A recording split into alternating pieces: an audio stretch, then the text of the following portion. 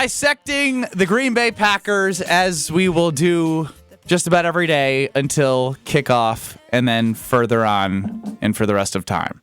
Now, Tausch, we did play Davante Adams on the Up and Adams show with Kay Adams, and I saw that you had tweeted, it's time to bring Davante back to the G&G. I then wanted to see the pulse of people. Are you on the Mark Tauscher 65 train of wanting the Packers to bring back Davante Adams? Early in the voting, 93% yes. A lot of likes to your tweet on Twitter. The thought process of why you, Mark Tauscher, want Davante back with the team. Okay, so it's a couple of things. I think heading into this season, I wanted to see who was going to grow, who was going to emerge, and if we had this crew, I always want to skew younger. But with Davante, knowing the system, understanding what Matt LaFleur is all about, he's not going to command a T. Higgins or a Ja'Marr Chase. He's not going to be a $40 million a year guy. He's not at that point in his career. I think he feels like he made a mistake. You're never going to have remorse to say I wouldn't do it again. But you can kind of redeem this whole thing. I think Green Bay could look at it and say, man, Tay is one of the all-time great Packer wideouts. We need a veteran. We need somebody that we can count on. Davante is still playing at a really high level. And it just makes a ton of sense. I don't think the Jets are going to keep him. I mean, maybe they will. But if not, you don't have to if they release him and don't want to pay him that price point, you can get him without having to give up any compensation. Rarely in life do you get a second chance at a second chance. He could have that. He would step into that room, be that leader, and be the number one wideout for a year or two as you let more guys emerge. It just makes too much sense. I'd love to see it happen. Tausch, I agree, because when I look at Davante, I know a lot of fans were upset when he basically asked to be traded, right? Like he wanted to get traded, and the Packers obliged, and they traded him. Well, Kyle, and you know what? And this is where context is important, because narratives get shifted and started, and Davante wanted to be a Green Bay Packer for life. He wanted to get the market. He was at that point the best wideout in the league. He was going into the last year of his deal, and he just wanted to be paid that way. Mm-hmm. Green Bay eventually got there, but they forced him to play out that deal. He wanted to until Green Bay decided we need to see more.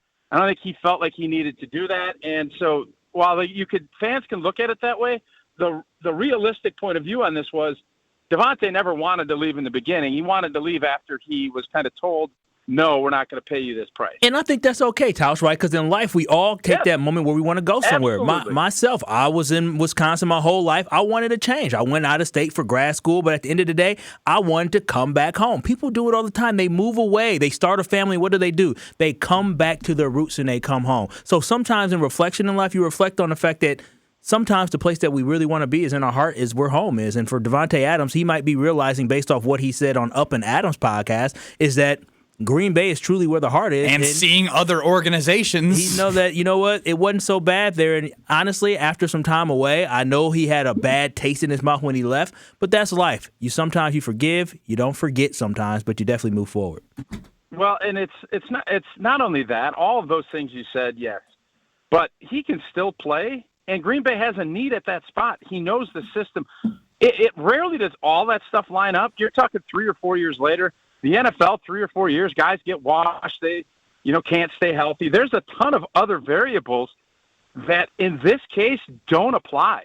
And that's the part that makes it even more intriguing. Mark Tauscher, Packer Hall of Famer, joining us here on Kyle Brusson-Nortman across ESPN Wisconsin. Tausch, a lot of takeaways from Matt LaFleur's press conference today. But one nugget that I saw that I think is a big impact on the team, particularly Jordan Love, Tom Clements, quarterback coach, retiring. So for KBN Nation who don't know, he was quarterback's coach for Brett Favre, Aaron Rodgers, and Jordan Love. And you see a lot of them in Jordan Love. So, Tausch, you were on the Packers when, Tom Clements was coach there.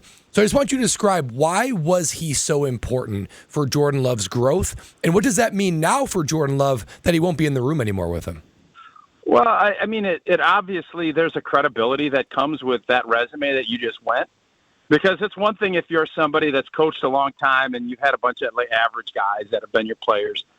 Coaches will always highlight their star players, and we helped you develop, and because guys want to develop and become the best players they can for, personal growth, but for money and everything else. So I think it was important for Tom to have that resume, but he just was an attention to detail guy. And when you talk about kind of the perspective, he's dealt with everybody, quarterbacks in all phases of their career. Brett as an older veteran MVP, Aaron as a young and up-and-comer. And then he goes through that whole process with him. He's seen it all.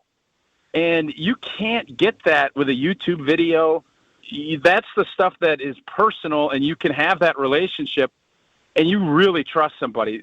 You don't have that in a lot of rooms, and that's where I think Green Bay definitely is going to miss Tom, because he's done a heck of a job both in helping Aaron through that process and then obviously helping develop Jordan Love into the quarterback that he is. I think everybody is they're going to miss Tom Clements. But so Tausch, going forward now, he's not in the room with Jordan Love. Does that concern you all about, Jordan Love's continued growth, or do you think Jordan Love is now in the position with Matt LaFleur to take hold of that by himself without Coach Clements? No, I mean, listen, that's the stuff that happens. I'd be more concerned if it was a new system, a new play caller, new verbiage. Sometimes it's actually good when you have a new voice that maybe sees things. Things can get mundane when you're doing the same drills and you have the same voice. Jordan has had Tom's, coaching for a while now. I don't think this is going to be a case where, oh my God, this thing is falling apart. That's not the case. I think you can look at it actually as a positive in the respect of you have a new voice, you have new eyes that are going to come in and say, you know what? Some of the times that the ball's sailing and things, here's why that's happening. These are some new drills, some new ideas that maybe can help you improve. Old T, we've been coming up, and we haven't launched it yet, but we're going to have the KBN to-do list for the Green Bay Packers. I'd love to hear your top 3 priorities this offseason for the Green Bay Packers.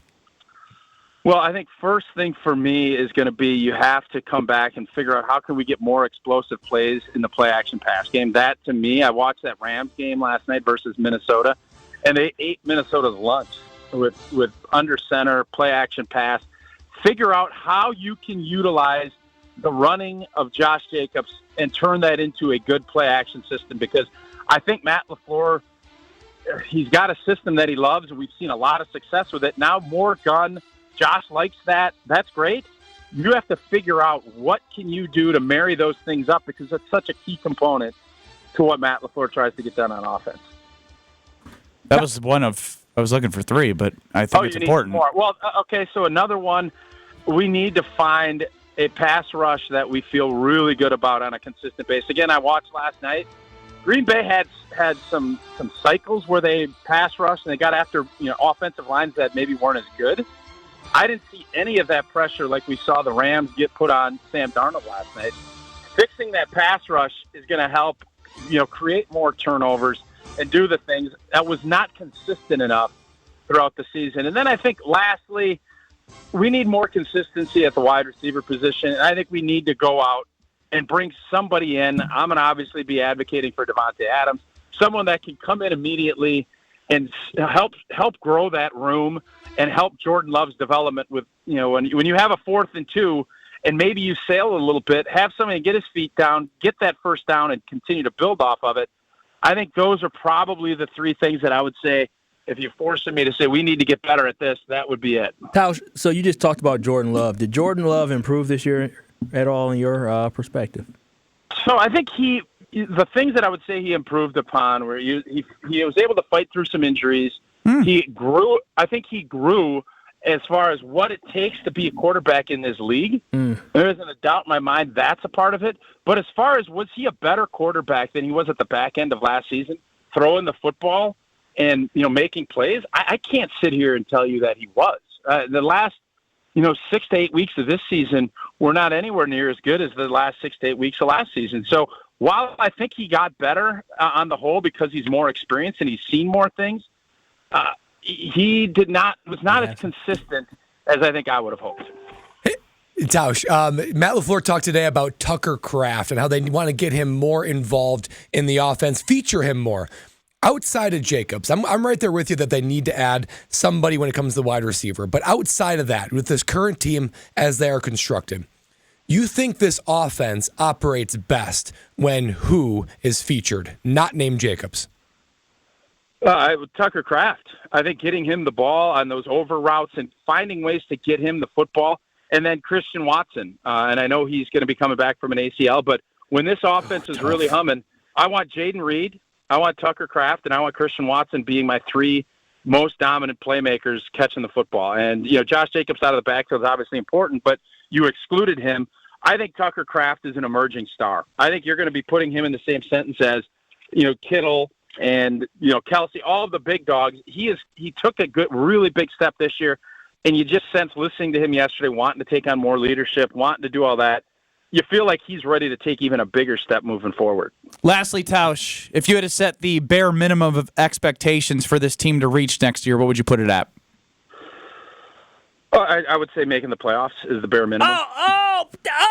Making the playoffs? We've done that before. That's not a step in the right direction. The bare minimum. You asked me. You didn't say what I wanted to see. You said bare minimum. The bare minimum should be winning a playoff game, Tausch. Come on now. You know that. You're a champion.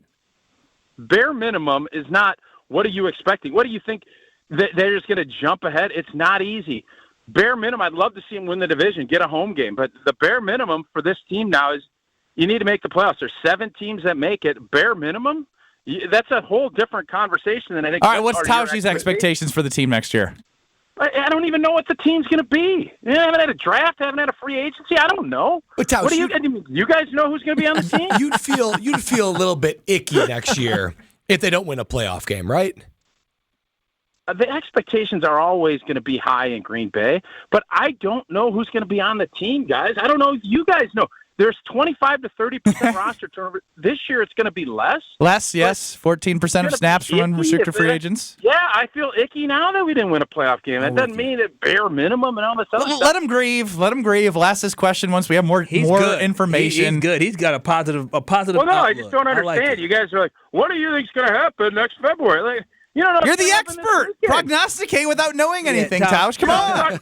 Why would you prognosticate without having any information? You don't even know the team. Tausch, I'm going to tell you this right now. If the Green Bay Packers just make the playoffs next year and lose in the wild card round, I don't know what is going to happen to me. I'm going to have some issues. You said bare minimum, Kyle. You didn't say what are the bare minimum. Do you guys understand what bare minimum means? Yeah, I do. Your bare minimum is too damn low for me, Tausch. Too low.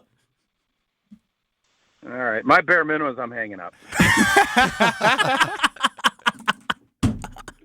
That's the old T I know and love. Wow.